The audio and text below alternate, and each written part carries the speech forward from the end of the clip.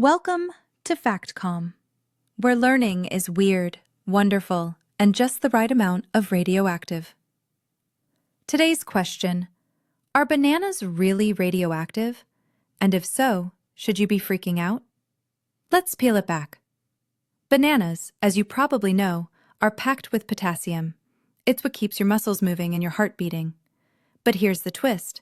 A very tiny fraction of that potassium is something called potassium 40, and it's radioactive. Don't panic. This isn't some mutant fruit from a sci-fi movie. Potassium 40 exists naturally in our world and in our bodies. Yes, you, me, your dog. We're all just a little bit radioactive, but not in a dangerous way. In fact, radiation is everywhere, from the sun's rays to the soil under our feet. What makes bananas fun is that they've become the poster fruit for natural radioactivity. Scientists even use something called the banana equivalent dose to help people understand how little radiation is in everyday life.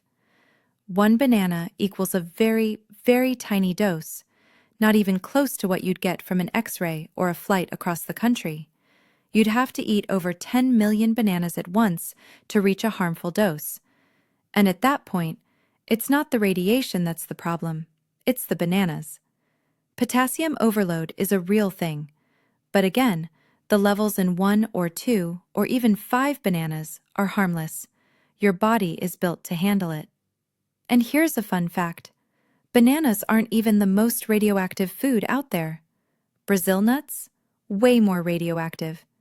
Carrots and potatoes? They're on the list too. It's just nature being nature. So yes, bananas are technically radioactive. But should you stop eating them? Not unless you hate delicious, nutritious fruit. Bottom line, the world is full of tiny wonders, and bananas are just one more thing that makes science, well, pretty appealing. Stay curious, stay calm, stay FactCalm. And don't forget to subscribe for your daily dose of mind-blowing facts, minus the potassium overload.